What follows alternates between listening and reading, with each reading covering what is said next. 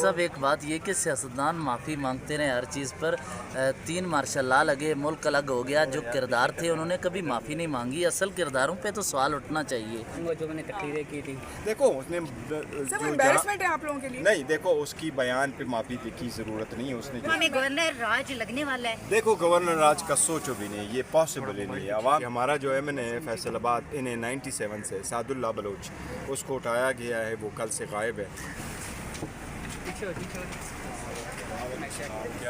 سر آج آپ کے سارے اراکین شرکت کریں گے؟ انشاءاللہ تعالی ہمارے سارے جو ایم این اے وہ تو شرکت کریں گے، لیکن یہ ایک بات مجھے افسوس کے ساتھ کہنا پڑتا ہے، کل تو ریزولوشن پاس ہو گیا تھا اور ایک اسپیشل کمیٹی بنی ہے، اور اسپیشل کمیٹی کا سرکولر بھی مجھے پاس آ گیا ہے، جس میں مجھے بھی انکلوڈ کیا گیا ہے ایز اے ممبر، اور یہ اسپیشل کمیٹی بنی ہے تاکہ اسپیسیفکلی یہ ایم این ایز پارلیمنٹیرینس کے جو گریوینسز ہے اس کو بھی دیکھ لیں۔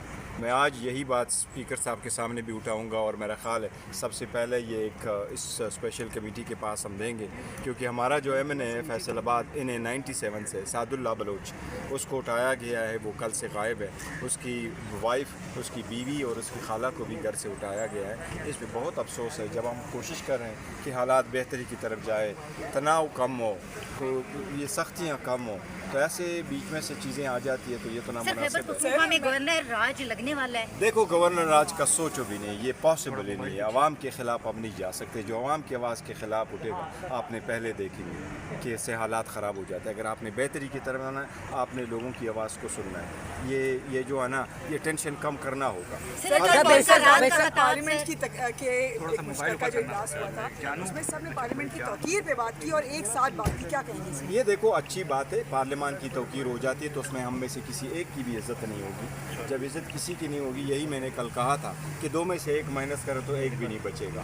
ہم سارے ایسے ہی ہے، حکومت اور اپوزیشن ایک ساتھ ہوتی ہے، یہ بہت لازم ہے، لیکن مجھے دکھ کے ساتھ کہنا پڑتا ہے کہ باوجود اس کے کل ہمارے سعد اللہ بلوچ میں نے کہ فیملی کا اٹھانا یہ بہت افسوس ہے۔ بیشتر صاحب خان صاحب نے کہا اسٹیبلشمنٹ سے بھی اب بات نہیں ہوگی، سیاسی جماعتوں سے پہلے ہی بات نہیں کرتے، اب کیا کس سے بات دیکھیں کریں گے؟ سیاست میں کوئی چیز فائنل نہیں ہوتی، سیاست میں 1 ویک از ٹو لانگ، دیکھتے ہیں آگے حالات کیسے ٹرن اراؤنڈ کرتے ہیں۔ حالات بہتری کی طرف جانا چاہیے، اور تانیاں ایک ہاتھ سے نہیں بچتی۔ اگر آپ ایک طرف سے زیادتیاں کریں، دوسری طرف سے آپ کو کرے کچھ کہے ایک اور کرے کچھ اور، تو اس سے تو حالات بہتری سر کی علی طرف نہیں امین جائیں گے۔ گنڈا پور کی رات کی جو تقریر ہے، انہوں نے رات میں بھی وہی سخت زبان استعمال کی ہے، دیکھو تو سخت زبان حالات کس طرف جا اگر رہے وہ ہیں؟ سیاست دان ہے نا، ہماری سیاست میں تو یہ ایک بدقسمتی چلی آ رہی ہے کہ ہمارے الفاظ سخت ہوتے ہیں۔ اس سیاست میں سم ٹائم سخت الفاظ پولیٹیکل ٹینر میں استعمال کرنا کوئی فرق نہیں پڑتا، لیکن دیکھو ہم کسی انسٹیٹیوشن کے خلاف نہیں ہیں، ہم محب وطن ہیں، ہم پارلیمان قانون سر وہ بات کر دیتے ہیں اور آپ لوگ ایکسپلینیشن دیتے ہیں۔ عدلیہ کی آزادی کے لیے نکلے ہوئے سر ہیں، انہوں نے ہم کہا چاہتے اپنے ہیں۔ بیان پہ بھی معافی نہیں مانگو جو میں نے تقریریں کی تھی۔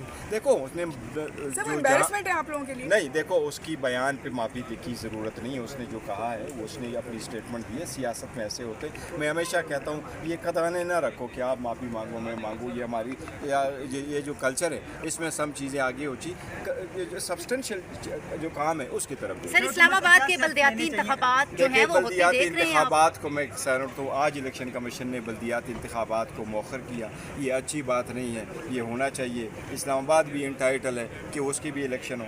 میں نے فلور آف دا ہاؤس پہ بھی کہا تھا کہ الیکشن کمیشن آف پاکستان سے اسلام آباد کے الیکشن نہ کرائے، کیونکہ آرٹیکل 140A میں لکھا ہوا ہے کہ صوبوں کے الیکشن کرانا اس کا کام ہے، اسلام آباد کا نہیں لکھا ہوا آرٹیکل 140A میں کہ اسلام آباد کے الیکشن میں انہوں نے کرانا ہے۔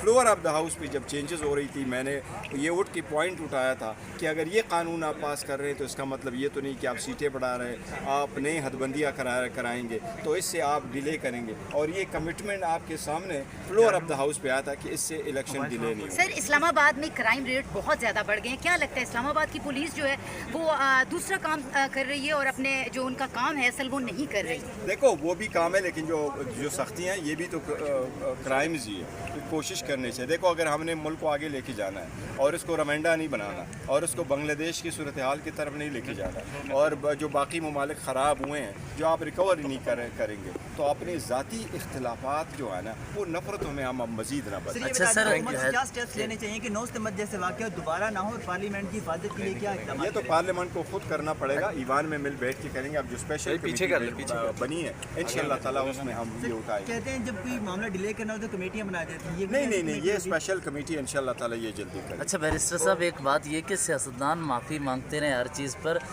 3 मार्शल लॉ लगे, मुल्क अलग हो गया. जो किरदार थे उन्होंने कभी माफ़ी नहीं मांगी. असल किरदारों पे तो सवाल उठना चाहिए. देखिए पाकिस्तान में क्या कुछ सही हुआ था, क्या गलत हुआ, ये इट्सेल्फ पे हिस्ट्री है. जजेस को उठाएंगे, इंस्टीट्यूशन को उठाएंगे, ईवान को उठाएंगे. यहाँ भी लोगों ने तो क्या कवानीन पास करवाएं, लेकिन अगर हमने एक दूसरे को वो पुराना वाला हिसाब किताब चुकाना है तो मुल्क आगे नहीं जाएगा. जो कुछ हुआ सो हो गया, भूल जाए, आगे बढ़े.